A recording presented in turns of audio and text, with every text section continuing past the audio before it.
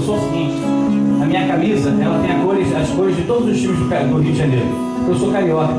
Eu não sei como, tem vascaíno que não torce pro Flamengo, eu torço pro Flamengo, eu torço pelo Vasco. Aí os caras querem tirar o Flamengo, isso quer tirar o Flamengo, que é campeão de 81. Jogando Flamengo e Liverpool. Você vai torcer pra quem? Pro Liverpool? Eu não torci pro Flamengo. Então, os camaradas lá na minha igreja, eu tenho um camarada que ele passa comigo, é toda hora assim, aquele esquema que o Rei Dourado faz, eu fico brincando com ele. Para, só parar, sou carioca. Eu tenho todos. Vasco tem vermelho, Fluminense tem vermelho, Flamengo tem vermelho. Só o Botafogo que não tem, mas eu tenho branco aqui, ó. Na verdade, tem um branco aqui com todos os times do Rio. Vamos adorar o Senhor? Vamos glorificar o nome dele. Onde vamos querer? A gente pode se colocar de pé, por favor? Opa! Amém. É muito bom estar na presença do Senhor. Não sei se você crê nisso, mas Ele já está aqui. Então não perca a oportunidade da presença do Senhor. Não seja negligente com a presença do Senhor, porque na presença dEle dá vontade de pular, de dançar, de gritar e de dançar. Amém? Você pode bater palma? Agora eu quero ver João Bigode.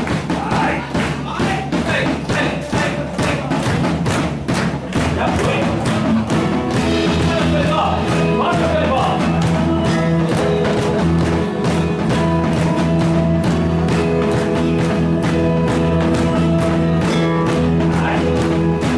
Vamos lá. Senhor, enche esse lugar. Vem, Senhor.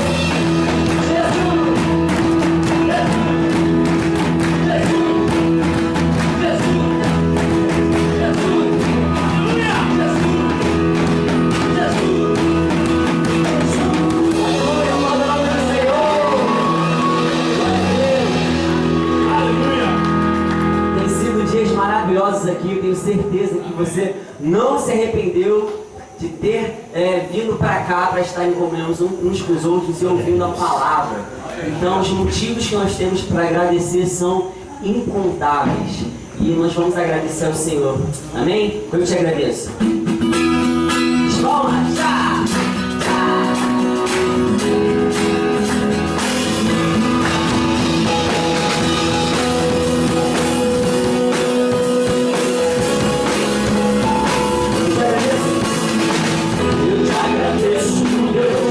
Lembrar de mim, seu amor é o que me faz crescer.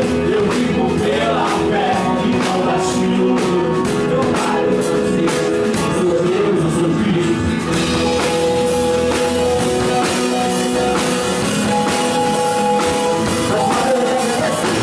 Eu te agradeço, Deus, por se lembrar de mim. Pelo seu amor é o que me faz crescer. Eu vivo pela fé e não vacilo, eu não paro, eu não desisto, pelos meus eu viver. Você mudou a minha história, isso que ninguém podia imaginar. Você acreditou, isso é tudo. Não vivo pra você, não sou do mundo não. A glória, a força, e o levanta das mãos, e o levanta.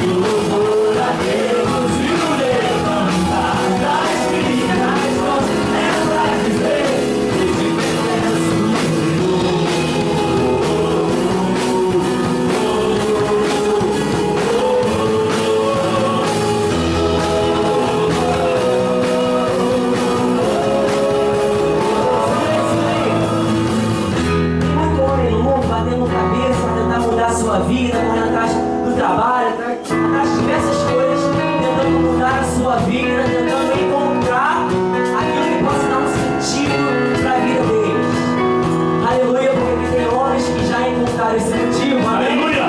Esse motivo é Jesus Cristo. E se esse for o seu motivo, você vai cantar você mudou a minha história. Fez o que ninguém podia. Você acreditou e mais uma vez, vamos fazer de novo. Só vivo pra você. Só vocês, vamos lá. Você mudou a minha história e fez o que ninguém podia imaginar. Você acredita?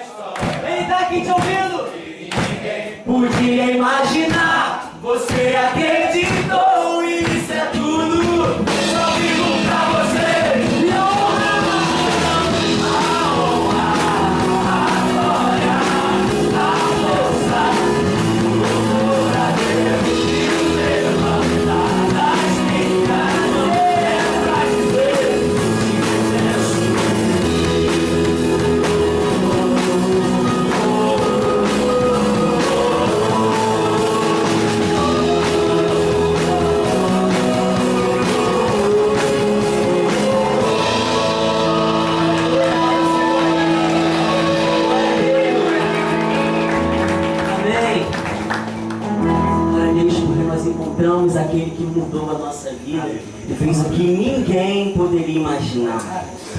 Nem aquilo que nós mesmos poderíamos imaginar para nós mesmos. É o que Ele fez por nós. É o que Ele fez, entregando o seu Filho Jesus Cristo na cruz do Calvário.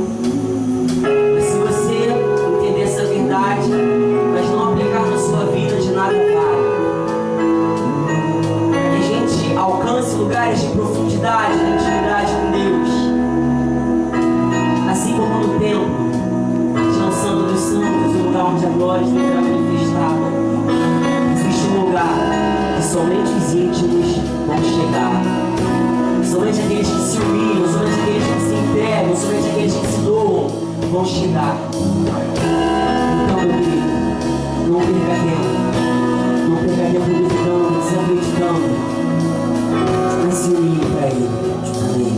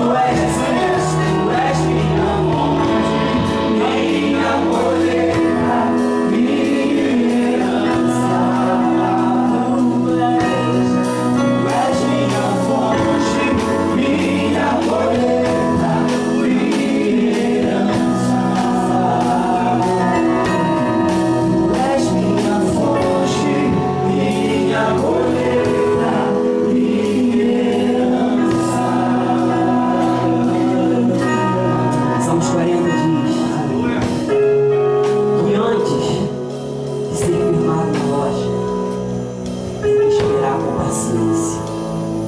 Antes de alcançar o lugar seguro, tem que esperar com paciência, confiando no Senhor. Que Ele se inclina para ouvir o nosso clamor. Saiba que Ele está aqui, disposto a se inclinar para você, disposto a se inclinar para te ouvir e dizer o quanto Ele te ama. Mas não deixe de confiar nele, não deixe de acreditar que Ele tem melhor para a sua vida. Escolha sempre Deus, querido. Escolha sempre Deus. O mundo vai estar sempre vindo propostas para mim e para você. E não são propostas ruins, são propostas boas, mas que vai nos levar para um fim de destruição. Mas se você escolher Deus, o céu te aguarda. Amém? Aleluia.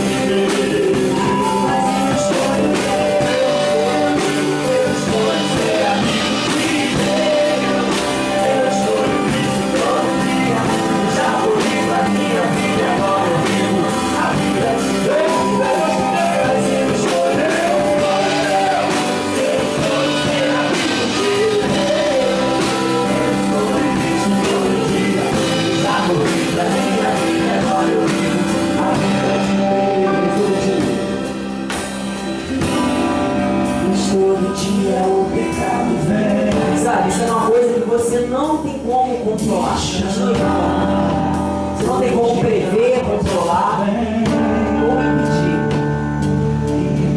É porque a palavra diz que o nosso Cristo, o nosso derredor, procurando brechas. Ele não está como um cordeiro, como uma capela, não. Como um leão feroz, que não só uma brecha para poder entrar, pastor diz.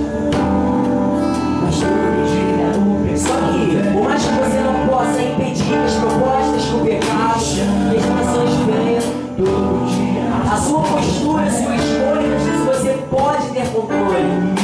Eu quero dizer que existe uma unção que é derramada sobre a sua vida, para que você consiga vencer todas essas coisas, amém? Você crê? Vamos cantar mais uma vez. Todo dia de casa. Todo dia obrigado. Escolheu como ele está, porque ele tem. Todo dia as propostas crescem. Como ele está, botas com 20 depois dias. Segunda-feira, terça-feira, quarta-feira. Pode procurar, vai bater na porta do seu coração. Se você olhar para ela com muita unção, eu escolho dele. Eu vou ser amigo dele. Eu escolho dele todo dia. Já morri pra minha vida, agora eu vivo a vida de Deus. Eu escolho dele. Eu escolho ser amigo dele. Eu escolho isso todo dia. Eu já morri pra minha vida, agora eu vivo a vida de Deus. Quero dizer que daqui pra frente você vai ter força para bater a porta na cara do diabo. E ele não vai ter mais poder sobre os seus desejos. Amém? Nós somos homens de Deus. Você pode se assentar.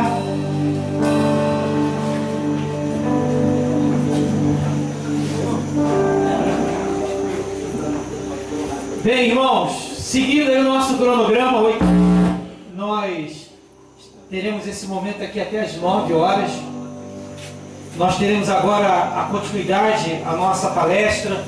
O pastor Ailton foi, mas nós temos aqui o nosso professor Wallace, esse grande amigo de infância. Wallace é mais velho do que eu, foi meu líder de embaixador do rei, foi meu conselheiro, é flamenguista, militar de exército também, ó, primeiro tenente, futuro capitão do exército, já está indo para a reserva ano que vem. O Wallace é um grande amigo, a família dele muito querida. O Wallace, ele está aí cursando, grego, só grego, né, Wallace? Você faz, estuda na UFRJ, faz grego, é um excelente professor, lecionou pra gente lá na igreja, no curso de teologia, vai voltar a lecionar. E o Wallace, ele vai dar continuidade à temática, o homem como gestor da sua vida com Deus. Então, o Wallace tem agora a oportunidade de trazer a palavra. Eu tenho certeza que você será tremendamente abençoado pela vida do Wallace. Tá ok? Wallace, que Deus te abençoe. Amém. Que a graça e a paz do nosso Senhor Jesus seja conosco. Eu, quando vejo o pastor Antônio Marcos, o pastor Antônio Marcos tem sido uma bênção na minha vida.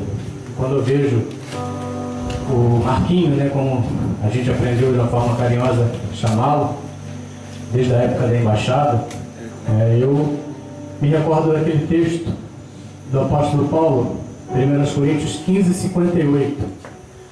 Portanto, sede firmes e constantes, sempre abundantes na obra do Senhor, sabendo que o vosso trabalho não é vão no Senhor. Eu vejo a vida do pastor Antônio Marcos, eu percebo que essa é uma verdade fundamental nas Escrituras. O nosso trabalho não é vão no Senhor. Assim como ele, eu vejo outros, às vezes, que eu encontro e que me mandam recados pelo WhatsApp, que são bênçãos em minha vida, porque a gente se disponibilizou, a gente escolheu, conforme a canção que entoamos aqui, nós escolhemos Deus. E a vida, ela é feita de escolhas. Todo dia nós temos que escolher Deus. ou o pecado. E quando a gente resolve escolher Deus, as bênçãos elas são muito grandes, por isso que vale a pena sempre escolher Deus, porque a gente vê esses resultados que nós temos na nossa vida, né? Pessoas que nos encontram, que nos agradecem. Irmão, obrigado pelaquela aula que o Senhor me deu naquele dia na escola bíblica dominical, obrigado pelaquela palavra, por aquela oração. E a gente vai levando a vida assim, escolhendo Deus, e esses são os resultados que nós temos. E aí quando eu vejo que Ele abençoa a minha vida, né? Porque o pastor Antônio Marcos tem sido uma bênção na minha vida, viu, Marquinhos? Quero te dizer isso, você tem sido uma bênção na minha vida, né? E a gente lembra daquele texto de Eclesiastes, capítulo 11, em que o pregador diz: lança o teu pão sobre as águas, porque depois de muitos dias o acharás. Reparte com 7, ainda até com 8, porque não sabes que mal haverá sobre a terra.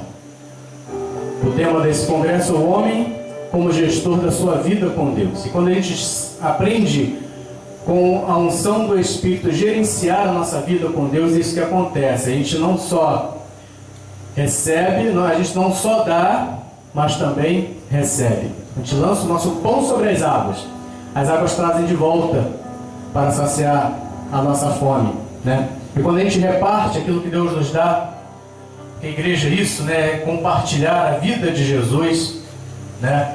Igreja é uma comunhão onde nós compartilhamos a vida de Jesus. E quando nós compartilhamos a vida de Jesus, o que acontece?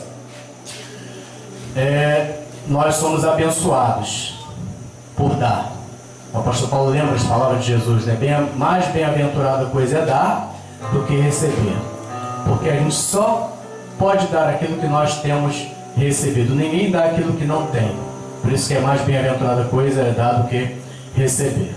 Amém? Que Deus continue nos abençoando, né? Nós já temos sido abençoados, muito abençoados aqui neste lugar, desde ontem, quando chegamos aqui à noite, pela manhã, os cânticos, as palavras trazidas aqui pelos servos de Deus, né? Isso tem abençoado muito as nossas vidas, tá? E nós vamos falar um pouquinho com os irmãos, nós vamos compartilhar com os irmãos um pouquinho sobre essa ideia. O homem como gestor da sua vida com Deus. Eu vou pedir para você abrir sua Bíblia, Filipenses capítulo 4. Vamos ler os versículos de 11 a 13.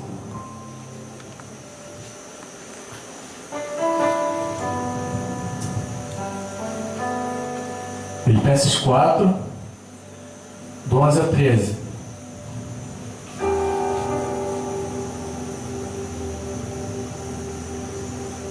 A palavra de Deus diz assim: não digo isso como por necessidade, porque já aprendi a contentar-me com o que tenho.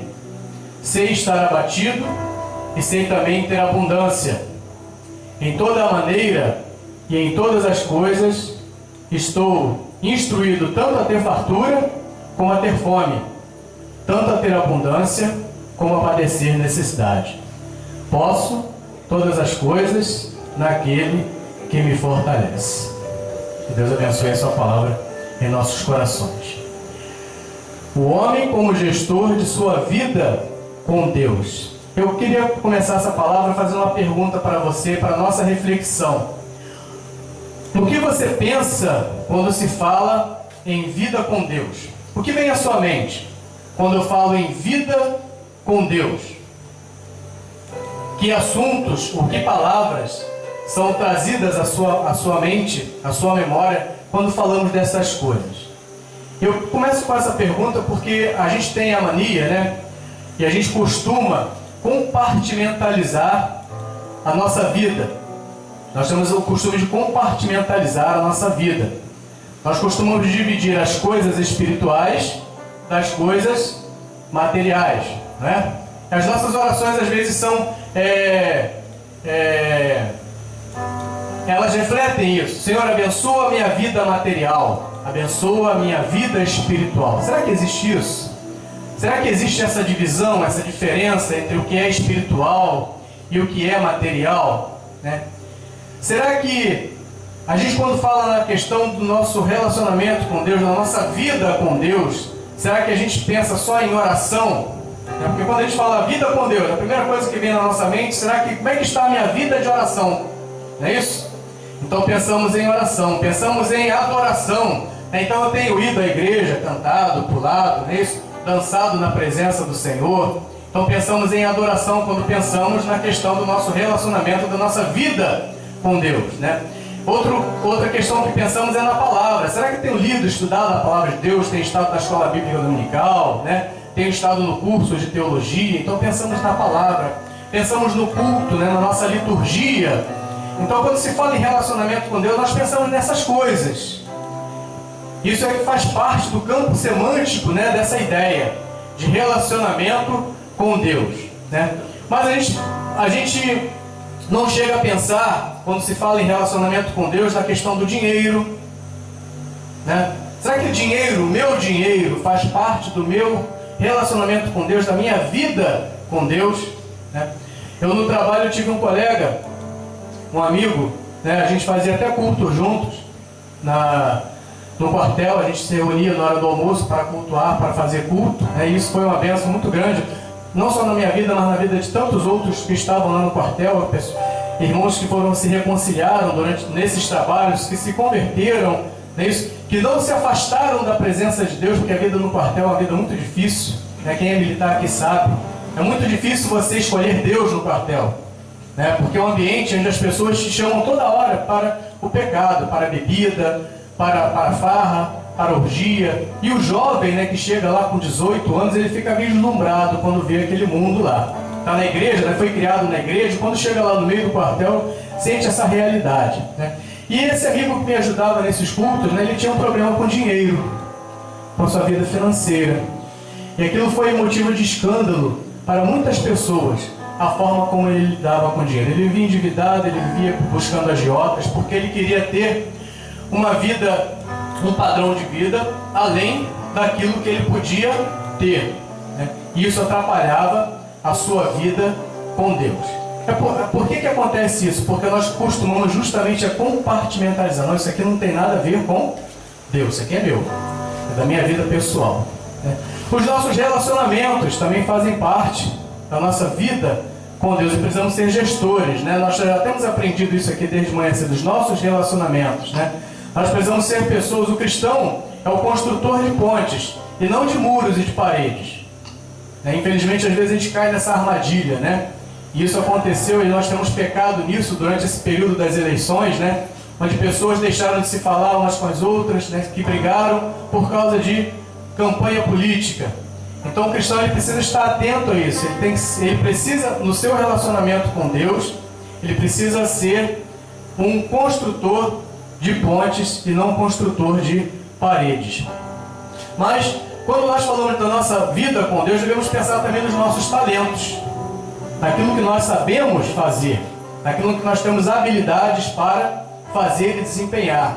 Eu acho muito bonito, né, essas campanhas evangelísticas que tem junto às missões nacionais, missões mundiais, missões estaduais, em que pessoas que são dentistas, médicos, pedreiros, pintores, mecânicos, enfim, se dispõem a passar um período de suas vidas dedicando esses talentos que têm na obra do Senhor. Isso é importante, isso é relacionamento com Deus, isso é vida com Deus. Também apresentar os seus talentos e as suas emoções.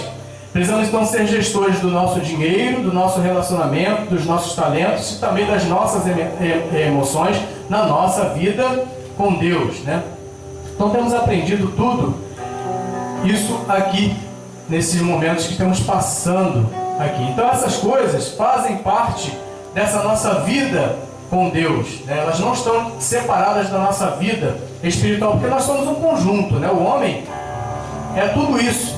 O homem é corpo e espírito, né? Ou corpo, alma e espírito. O homem é um conjunto.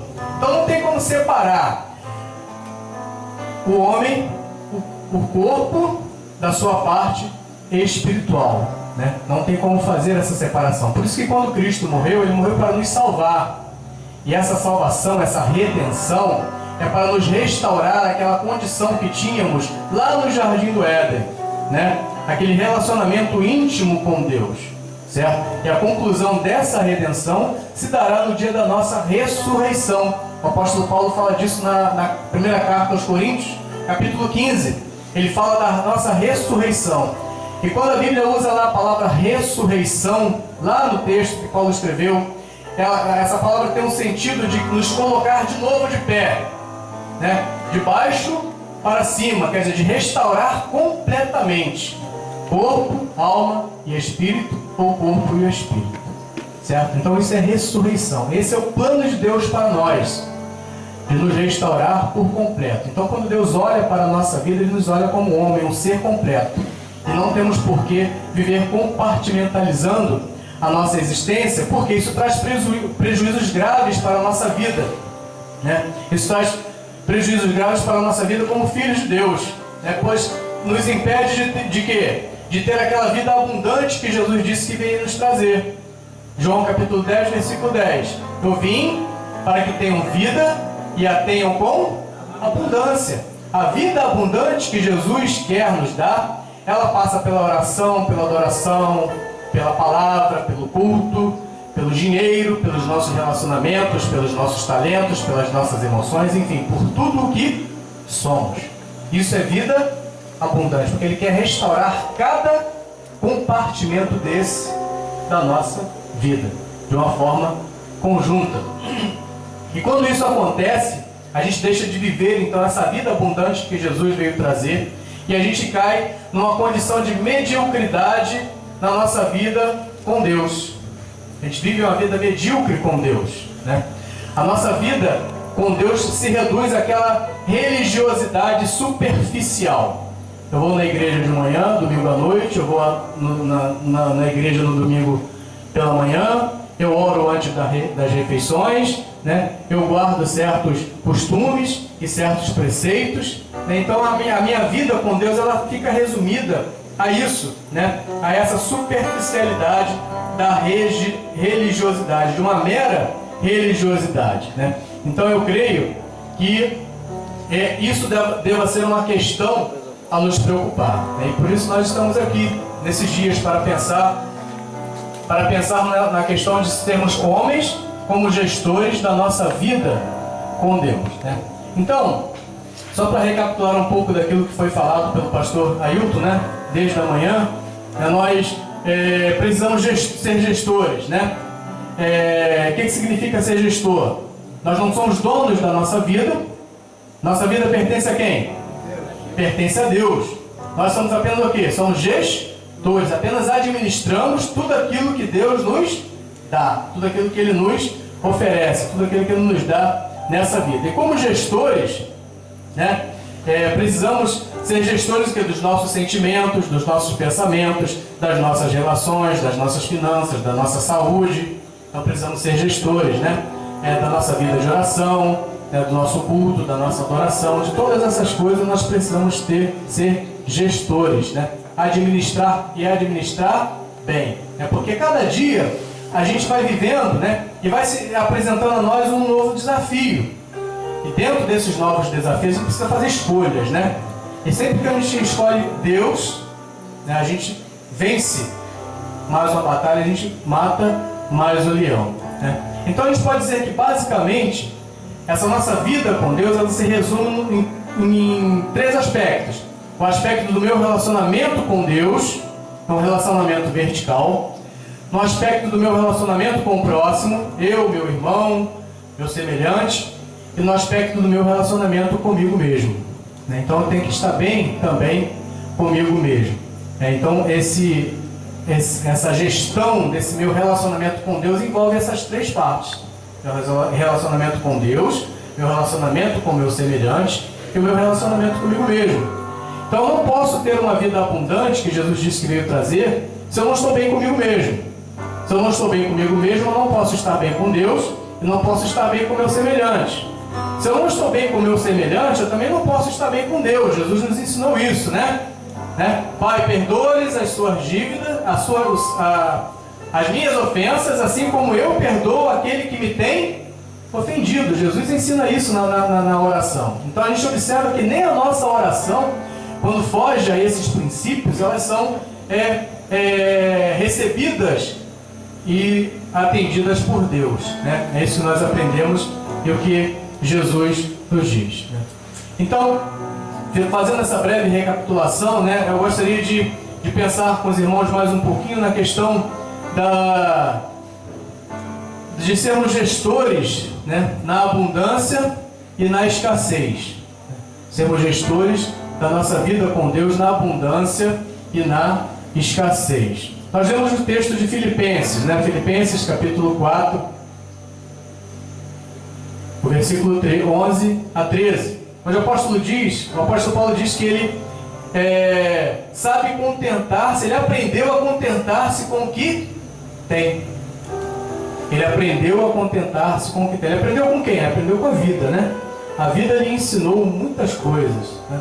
Em um texto lá da carta de 2 Coríntios, ele vai dizer que ele sofreu tantos açoites, né? Ele passou fome, ele sofreu naufrágios, não é isso? Ele sofreu perseguição, tanto dos da sua nação, quanto dos de fora, dos gentios. Então ele aprendeu com a vida a estar contente com aquilo que ele tem. Ele aprendeu a ser um gestor na abundância e na escassez. Ele diz aqui: sei estar abatido e sei também ter abundância. Em toda maneira e em todas as coisas estou instruído, tanto a ter fartura como a ter fome, tanto a ter abundância quanto a padecer necessidade. Ele aprendeu então a ser um gestor na abundância e na escassez. O Espírito Santo de Deus foi moldando ele, né? Foi moldando ele. Não foi de uma hora para outra, não, né?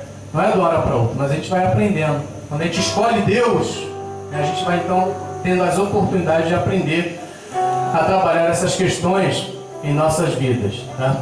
Então isso só foi possível porque ele aprendeu a ser gestor da sua vida com Deus em todas essas situações, né? O apóstolo Paulo.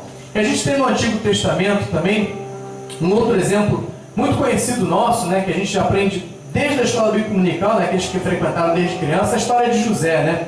José do Egito, né? José do Egito, que de escravo ele torna-se governador do Egito. E por que isso foi possível?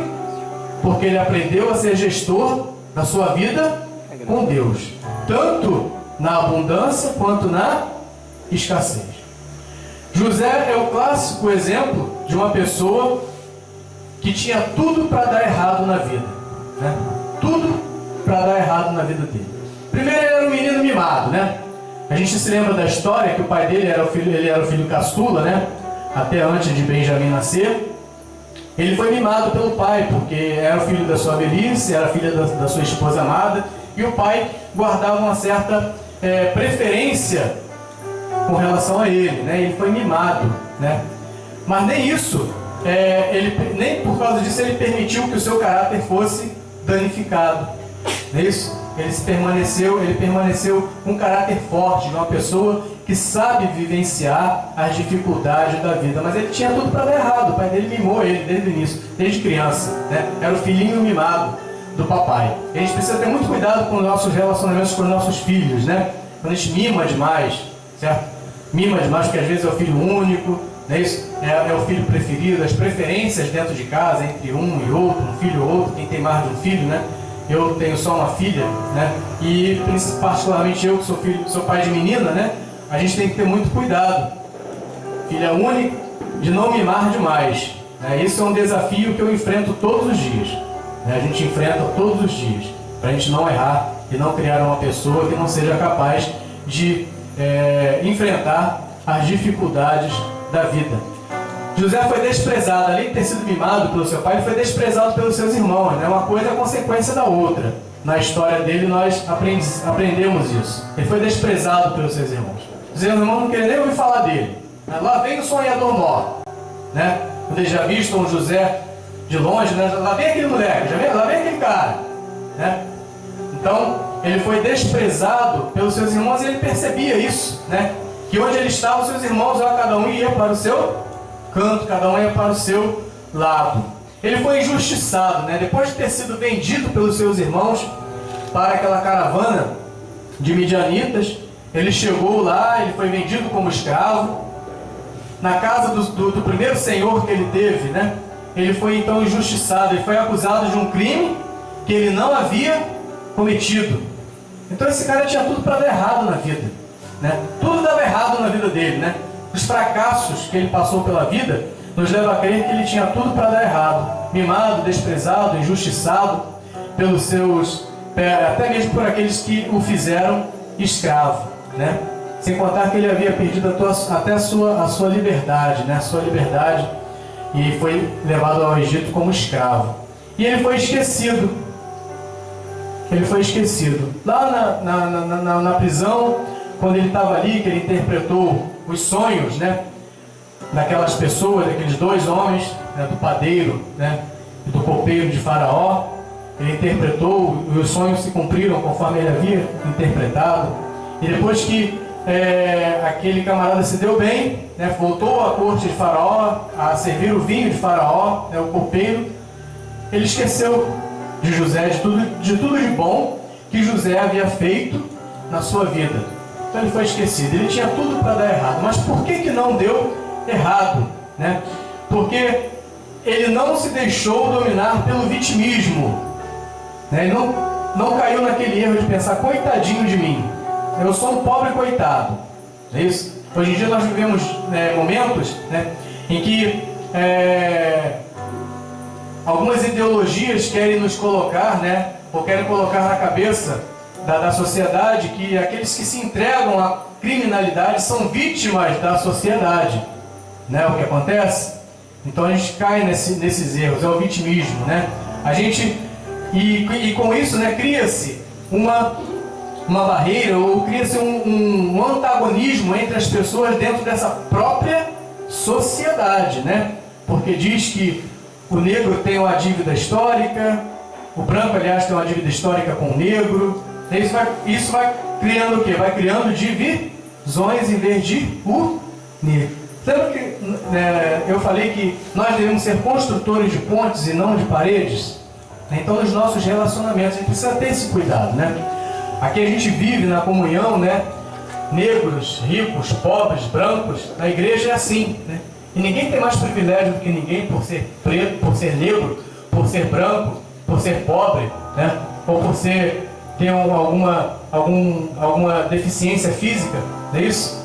Todos se entendem, todos se amam, e é assim que deve ser na igreja do Senhor. Então nós devemos ser um exemplo para o mundo, né, de como a sociedade deve ser. A igreja deve ser esse exemplo para o mundo, de como a sociedade deve ser. Então ele afastou dele esse sentimento de quê? De vitimismo. E ele continuou a sua vida, né? Ele continuou a sua vida sendo gerente dos seus sentimentos, né?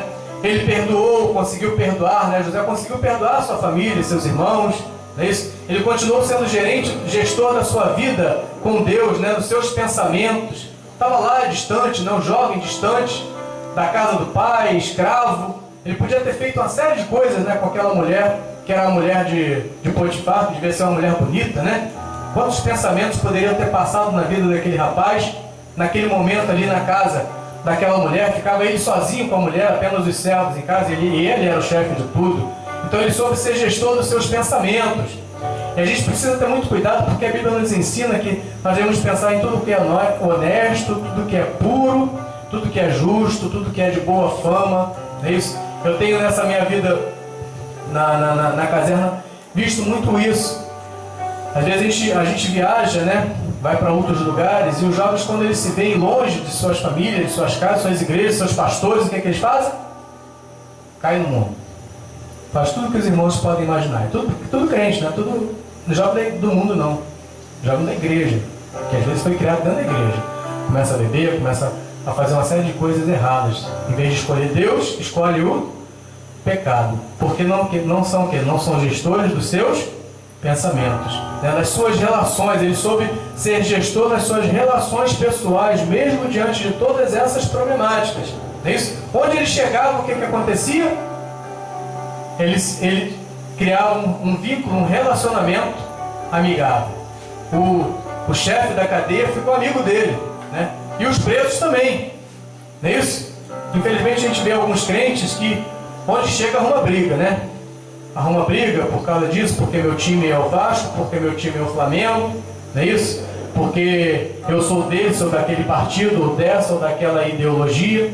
Então a gente precisa aprender também a ser gestor da nossa vida com Deus em nossos relacionamentos pessoais, nas nossas finanças e na nossa saúde. Então a vida de José nos ensina essas coisas. A vida de José nos ensina que alguns princípios, ela nos ensina alguns princípios para ser um bom gestor. No livro que os irmãos receberam aí, do pastor Ailton, lá na página 40, ele vai citar esses princípios. Vamos abrir lá na página 40? Se os irmãos trouxeram aí, irmãos não trouxeram, eu vou ler aqui. Na página 40, o pastor, ele relaciona alguns princípios para ser um bom gestor. Primeiro, esteja bem resolvido consigo mesmo. Né? Esteja bem resolvido consigo mesmo.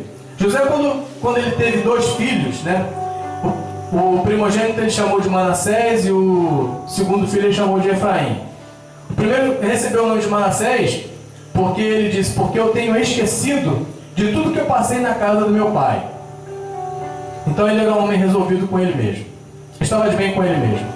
Ele esqueceu de tudo porque ele havia passado com os seus irmãos, de tudo que ele havia passado na casa, todos os trabalhos que ele havia passado na casa do seu pai. E Efraim, ele disse: porque Deus tem me feito crescer, prosperar nesta terra. Foi isso que ele falou. E a gente então aprende que quando a gente esquece das coisas do passado, as coisas ruins, a gente cresce. Porque quando a gente fica lambendo as feridas, né, a gente esquece de viver. E a gente esquece de disponibilizar os nossos dons e os nossos talentos para Deus. Por que José cresceu no Egito? Deus havia dado a ele um dom de interpretar sonhos, de ter sonhos e de interpretar sonhos. E ele usou lá, mesmo em toda a sua dificuldade, ele usou o dom que Deus havia dado a ele. Por isso, ele cresceu e prosperou naquele lugar. Né? Existe um dito que diz, né, que algumas pessoas são como um cachorro, né, que ficam lambendo a vida inteira suas feridas. Né? Já viu o cachorro quando está ferido? Ele fica o tempo todo lambendo aquela ferida. Né? Ele nunca esquece dela, daquela sua ferida. Né? E tem irmãos que, às vezes, a gente age dessa forma. A gente não esquece das feridas que nos fizeram lá no passado. E isso nos impede de crescer e de prosperar em nossa vida. Né? O segundo princípio que ele relaciona aqui: esteja bem resolvido com Deus. Você precisa estar bem resolvido com você mesmo. E você precisa estar resolvido, bem resolvido com Deus. Né? Todo lugar que José chegava, tornava-se evidente a ação de Deus na sua vida. Todo lugar que ele chegava, tornava-se evidente que Deus estava com ele. Isso era evidente na sua vida, né? Pelas suas atitudes, pelas suas palavras, pelo que ele fazia, pelo que ele realizava. Então ele era um homem bem resolvido com Deus. Bem resolvido com Deus. O terceiro princípio: esteja bem resolvido com o próximo. Né? Até no cárcere, José prosperou. Esteja bem resolvido com o próximo. Seu relacionamento pessoal, né, com as pessoas. Ele era aquele camarada que as pessoas gostavam de estar perto dele. Gostavam de contar os seus problemas.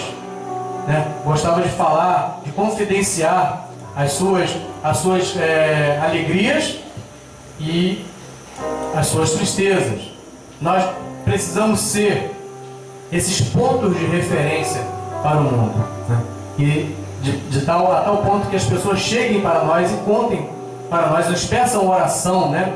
Você quer ver se você está bem com Deus, com você mesmo, com o próximo? Quando as pessoas do mundo chegam: irmão, olha, você é crente, ora por mim, porque eu estou passando por essa dificuldade. Né? Isso é ser um bom gestor da sua vida com Deus. Né? E o quarto princípio: esteja bem resolvido com a sua família. Né? Esteja bem resolvido com a sua família, com seu pai, com sua mãe. Nós temos visto crentes dentro da igreja que não falam com seus pais, não falam com seu pai, não falam com sua mãe, não falam com seus irmãos. Não é isso? Temos visto crente na igreja que tem problemas de relacionamento com seus irmãos, né? Não se falam, certo? A gente precisa ter esse cuidado. Esteja bem resolvido com a sua família. José abençoou e alimentou toda a sua família. Ele foi bênção na vida da sua família. E nós, como crentes, como homens de Deus, precisamos ser bênçãos em nossa família. E não ficar criando intriga, fofoca, não é isso? E querendo ver o circo pegar fogo. Muito pelo contrário. Devemos ser os pacificadores. Jesus, bem-aventurados os pacificadores, por quê? Porque deles é o reino dos céus. Bem-aventurados os pacificadores. Esteja bem resolvido com o seu futuro. José tinha sonhos e projetos para a sua vida, né? E nada do que aconteceu fez cessar ou apagou da sua mente, da sua memória, os seus sonhos e os seus projetos. Então, quando a gente observa esses 5 princípios, né, nós então nos tornamos gestores da nossa vida, do nosso relacionamento com Deus. Então, esses são os princípios. E quando ele lá no cárcere interpretou o sonho, e depois o copeiro lembrou-se dele, né, porque Faraó também teve um sonho, que teve o sonho das vacas gordas, né, das vacas magras, quer dizer, não sabe, de 7 anos de fome, aliás, de 7 anos de fartura e de 7 anos de fome. Ele então, José pôde ser conduzido à presença de Faraó, e José dá a Faraó um conselho. Ele ouve o sonho de Faraó, interpreta e dá a Faraó um conselho. Olha, vão vir 7 dias de fartura, e virão depois 7 anos, aliás, de fartura, e 7 anos de fome, de uma extrema fome. Então o que você faz? Você pega os homens mais sábios do seu reino, dá a ele o encargo de governadores, e manda que de tudo que a terra produzir, seja guardado a 5ª parte. Né? Então de tudo que a terra produzia, ele mandou guardar durante aqueles 7 anos, 20% de tudo que a terra produzia, para que suprisse as necessidades dos 7 anos seguintes que viriam de fome, né? E ele foi então um bom gestor, tanto na fartura quanto na escassez. Ele soube ser um bom gestor, tanto na fartura quanto na escassez, né? Ele pensou no que viria no futuro. Eu tenho encontrado pessoas, né, que durante sua vida profissional ganham muito dinheiro, né? Não compram uma casa, certo? Não compram uma casa para si, gastam dinheiro com futilidades e não pensam que amanhã pode vir uma crise, né? E ele deixar de ganhar tanto dinheiro e passar necessidade, né? Vive pagando aluguel. Eu tenho conhecido pessoas que têm agido assim nessa vida. São pessoas imprudentes, são pessoas que não pensam na manhã. No nosso relacionamento com Deus, na nossa vida com Deus, como gestores da nossa vida com Deus, nós também precisamos pensar nisso, né? Nós estamos vivendo aí momentos que a política no nosso país está mudando, está se falando em reforma da Previdência, é isso? Então aqueles que estão começando a vida agora, principalmente, precisam pensar nessas coisas, né? E não gastar tudo que ganha, certo? Mas sempre guardar alguma coisa, né, para o futuro. Fazer uma poupança, ter uma previdência, até mesmo para quem sabe socorrer alguém da sua própria família. E essa atitude de José possibilitou o quê?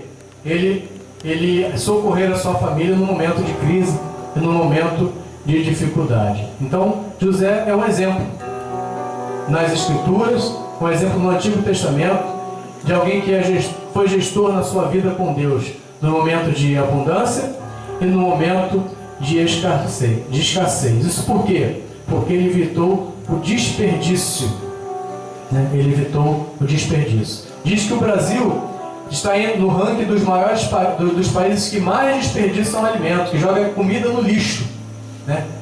Que daria para alimentar populações aí de uma nação inteira, nações que têm 6, 7 milhões de habitantes. Nós somos a nação do desperdício. A gente desperdiça água, a gente desperdiça energia elétrica, a gente desperdiça comida, né? A gente precisa repensar os nossos valores e os nossos comportamentos, né? Porque essa questão ela traz em si uma responsabilidade social. Hoje somos 7 bilhões de habitantes nesse planeta. Imagina se todo mundo resolver desperdiçar, né, os recursos que nos são dados pelo nosso Deus, pelo nosso Criador. Então isso é a palavra que eu tenho para trazer para os irmãos hoje. Que aprendamos a ser gestores da nossa vida com Deus, tanto no momento de abundância, quanto nos momentos de escassez. E lembrando que nosso Deus nos num conjunto como um todo, né? Um conjunto como um todo. E só para encerrar, né? Uma bênção grande na nossa vida, a nossa vida, a nossa comunhão na igreja nos ensina isso, né? Nos ensina através do dízimo, né? Nos ensina através do dízimo. Eu tenho encontrado pessoas que criticam o dízimo, né? Desde cedo. Dizem que dízimo é legalismo, né? Alguns crentes que, para justificarem a não entrega do dízimo na igreja, justificam, não, dízimo é coisa da lei, é legalismo. Eu mesmo tenho um colega no trabalho que ele diz isso. Ele saiu da igreja dele, da minha presença da sua igreja, porque ele acredita nisso, que dízimo é coisa do legalismo, é coisa do Antigo Testamento, da lei, né? Eu tenho muita facilidade de falar nisso, porque primeiro eu não sou pastor, né? E desde a minha infância eu digo, não, todo pastor diz que você tem que ser dizimista. E quando eu era garoto, né? Eu era adolescente, que eu dizia que entregava o meu dízimo. Você dá o dízimo, você dá o dinheiro para o pastor, né? Você dá dízimo para o pastor. Essa é a ideia que o mundo tem em relação ao dízimo. Quando a Bíblia nos ensina que dízimo nada tem a ver com legalismo. Dízimo tem a ver com fidelidade. Tem a ver com fidelidade porque se você é fiel ao Senhor, se eu sou fiel ao Senhor, eu serei tanto na abundância quanto na escassez. Jesus ensinou que aquele que é fiel no pouco, também será fiel no muito. Então, se você é fiel dizimista do Senhor, do seu salário, hoje você ganha um salário mínimo, e você sabe separar o seu dízimo, que pertence ao Senhor, no dia que você estiver ganhando 10, 15, 20, 30 mil reais, você vai continuar sendo o quê? Sendo fiel ao Senhor. E está vendo como é que o dízimo ele democratiza a igreja? Porque quando eu sou dizimista do salário mínimo, o salário mínimo está R$1.000, né? Eu dou lá R$100. E o irmãozinho lá na igreja que ganha 30 mil reais, ele dá 3 mil reais. Eu pergunto, quem é que entrega mais? Eu ou o irmão que ganha 30 mil? Nenhum dos dois. Nós somos fiéis em quê? Na entrega do dízimo ao Senhor, independente da circunstância que eu esteja vivendo. Então eu sempre digo isso nas minhas aulas com a Bíblia Dominical. Dízimo nada tem a ver com legalismo, nada tem a ver com dar dinheiro na igreja. Dízimo tem a ver com a minha fidelidade com Deus e a minha fidelidade com a igreja. E ele me ensina a ser fiel e a ter um bom relacionamento com Deus, tanto nos momentos de abundância quanto nos momentos de escassez. Então, irmãos, como gestor da minha vida com Deus, tá? Eu também devo aprender a ser previdente na abundância e não ser surpreendido, para não ser surpreendido nos momentos de escassez. Amém? Essa é a palavra que eu tenho. Que Deus abençoe, né? E nos ajude a sermos gestores da nossa vida com Deus. Às vezes pecamos, né? Nessas partes. A gente compartimentaliza e não somos bons gestores. Isso traz muitas consequências e desastres para a nossa vida, né? Quando nós não aprendemos a ser mordomos, né? De Deus. Amém? Deus abençoe. Obrigado. Obrigado, Wallace. Tem ninguém dormindo não, né, gente? Então, galera, o pessoal da cozinha aí, como tá aí? Tudo tranquilo? Tudo naquele esquema da Márcia? Tudo pronto? Posso dar continuidade àquela parte B? Então, galera, olha só. Vocês vão subir para pegar o prato, mas antes, nós vamos juntar aí. Cadê os flamenguistas? Os flamenguistas vão ficar de pé, vão ficar lá na frente daquela mesa. Vamos fazer uma foto com os flamenguistas, com cada clube, depois todo mundo junto. Tá bom? Vamos lá, os flamenguistas lá. Vamos, conta pra mim aí, Ana Márcia, pra ver quem ganhou. Ó, as mulheres aí, ajuda a gente aí do Vasco, hein? Ih, não precisa contar não. Não precisa contar não. Deu ruim, gente. Essa raça aí, rapaz. Bora. Olha a massa aí, ó.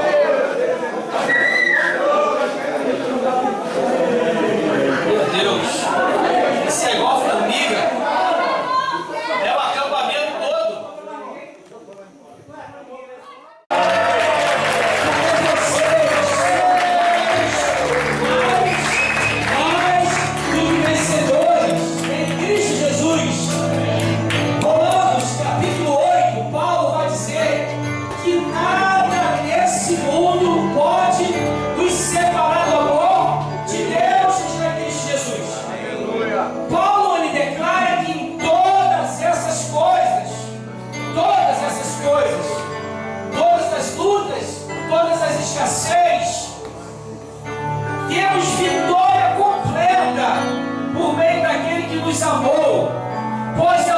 certeza de que nada pode nos separar do amor de Deus, nem a morte, nem a vida,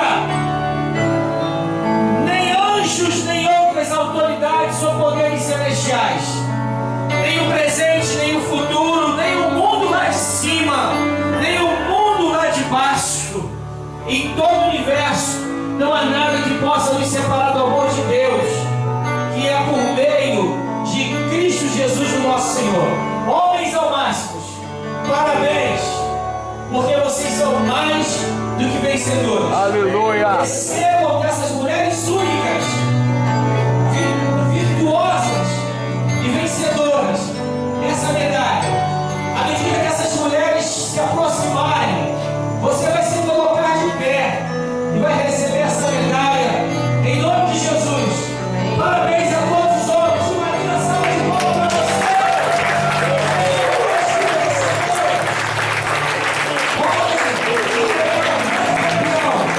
A sua medalha. Se coloca de pé. Se vire na direção dessa mulher única, virtuosa. E permaneça de pé. Permaneça de pé, Tião, se você puder. Permaneça de pé. Porque é assim que o Senhor quer ver cada homem. Não importa a luta que você está enfrentando. Não importa a adversidade. Como Deus chamou o profeta Ezequiel que estava na Babilônia. Deus disse para Ezequiel: filho do homem, se coloca de pé e eu falarei contigo. E o Espírito do Senhor, naquele momento, se apossou de Ezequiel. Levou Ezequiel a um vale de ossos secos. E ele viu em visões a situação do povo de Israel. E o Espírito do Senhor pediu que ele profetizasse, e ele profetizou. E ele foi usado por Deus para trazer vida àqueles ossos. Mas na frente, Deus, que levou Ezequiel ao vale, agora leva Ezequiel ao monte, porque o nosso Deus é o Deus de vale e Deus de monte. E deu a Ezequiel a visão de Jerusalém, a visão do templo que estava destruído, mas uma palavra profética de que o templo seria reconstruído. Deus vai reconstruir áreas da sua vida que estão arruinadas. Porque Deus, Ele te leva ao vale e Ele também te leva ao monte, meu irmão. Essa vitória, essa medalha, ela simboliza um novo tempo na tua vida, querido. Um novo tempo na tua família. Um novo tempo na tua história. Como foi com Ezequiel no vale dos ossos secos. Assim será contigo, querido, aonde você for. Você vai levar uma palavra de vida àqueles ossos. Deus vai te levar também a montanhas e te dará visões de restaurações.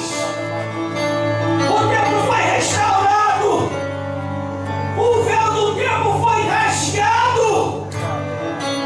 A glória de Deus está nesse lugar. A glória de Deus está sobre a tua vida. Na autoridade que é o nome de Jesus, eu profetizo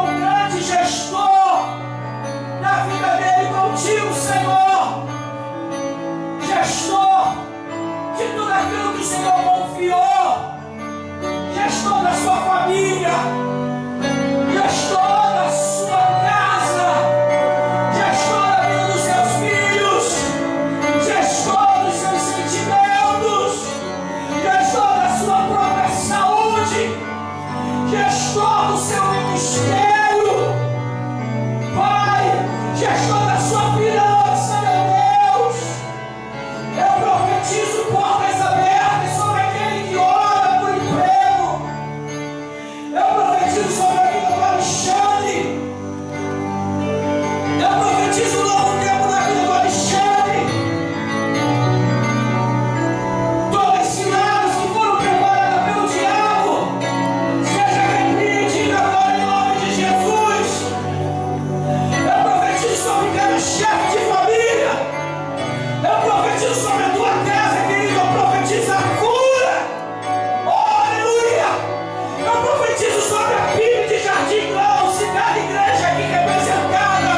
Um tempo de avivamento. Um novo tempo, Senhor. Sopra, Espírito Santo de Deus nesse lugar.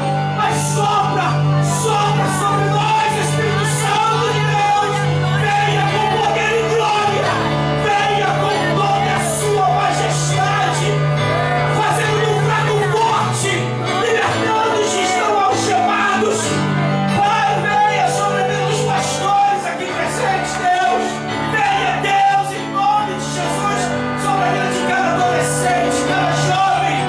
Venha sobre a minha vida, Senhor, sobre a minha casa. Vai, Senhor, sobre a vida do esposo de Simone, Zé Carlos, nesse momento. Pai, vai lá agora. Faça a obra, Deus. Cura. Restaura. Queremos ver o teu filho na tua casa. Queremos ver o teu filho te adorando. Eu profetizo na autoridade que é no nome de Jesus. Vai, Espírito Santo, me convence e faça a tua obra. O teu tempo de chorar terminou, querido. É tempo de celebrar o novo de Deus. Que o Senhor te abençoe e te guarde. Que o Senhor faça resplandecer o seu rosto sobre ti. Que o Senhor sobre ti levante o seu rosto. Que o Senhor te dê a paz. Porque agora que a graça do nosso Senhor Jesus, aleluia, o amor de Deus Pai, Deus Criador, Deus Todo-Poderoso, que as doces, as ricas, benditas consolações do Espírito Santo de Deus esteja sobre nós, sobre teu povo, espalhado em toda a terra. Antes de dizer amém, repita comigo: eu, mais forte eu, em Cristo Jesus, sou mais que vencedor, e eu tomo posse das tuas promessas sobre a minha vida e a minha família, no nome de Jesus. Amém. Aplauda ao Senhor, glorifica ao Senhor. A Ele a honra, a Ele a glória, a Ele seja o louvor. Aplauda mais ao Senhor, querido. Toma posse da tua vitória. Essa medalha representa uma nova fase na tua vida. Seja bem-vinda às bênçãos de Deus sobre a nossa casa. Glória a Deus.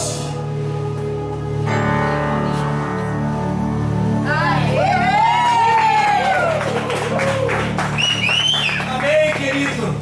Vamos sentar e vamos comer agora. Glória a Deus.